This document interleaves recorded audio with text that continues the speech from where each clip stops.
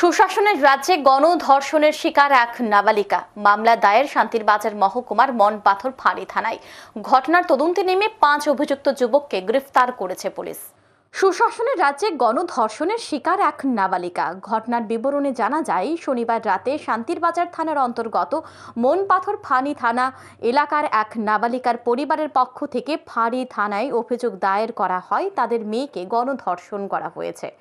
জানা যায়, এক যুবক নাবালিকাকে বাড়ি থেকে প্রেমের ফাঁদে ফেলে পাইখোলার মোহন দায়রা এলাকার এক রাবার বাগানে নিয়ে যায়। সেখানে নিয়ে 5 যুবক মিলে ওই নাবালিকাকে রাতভর গণধর্ষণ করে। পরের দিন নাবালিকা বাড়িতে ফিরে এসে ঘটনার বিষয়ে মা বাবাকে জানায়। তারপর নাবালিকার মা বাবাকে মেয়ে নিয়ে শনিবার রাতে মনপাথর ফাঁড়ি থানায় ছুটে যায় এবং গণধর্ষণের মামলা দায়ের করেন।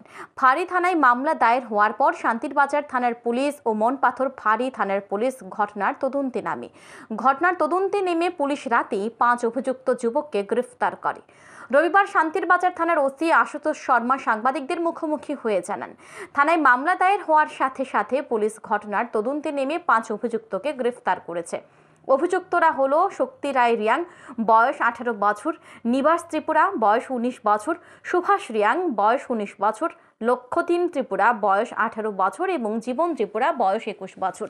শান্তিরবাজার থানার ওসি আরও জানান, নাবালিকার ডাক্তারি পরীক্ষা করা হয়েছে, পাশাপাশি নাবালিকার বয়ান রেকর্ড করা হয়েছে।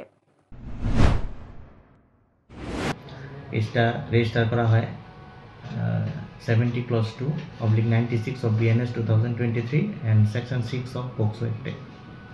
তারপর আমরা আমাদের ইনভেস্টিগেশন শুরু হয়। ইনভেস্টিগেশনে মেয়ের মেডিকেল করা হয় এবং মেয়ের উইকনেস এক্সামিন করা হয় এবং মেয়ের মার ওদের কথা আইডেন্টিফিকেশনে আমরা 5 জনকে ওই কেসের সঙ্গে সরাসরি যুক্ত 5 জনকে আমরা অ্যারেস্ট করি। মনপাথর ফাঁড়ি থানার পুলিশ সকল আইনি প্রক্রিয়া শেষ করে রবিবার অভিযুক্ত 5 যুবককে বেলোনিয়াস্থিত দক্ষিণ জেলা ও দায়রা আদালতে সোপর্দ করে। এই মামলার তদন্তের দায়িত্ব নেওয়া হয়েছে মনপাথর ফাঁড়ি থানার ওসিকে। পুলিশ ঘটনার তদন্ত চালিয়ে যাচ্ছে। ঘটনাকে কেন্দ্র করে এলাকায় চাঞ্চল্য বিরাজ করছে। দাবি উঠেছে অভিযুক্তদের কঠোর শাস্তির। Bureau report, news today.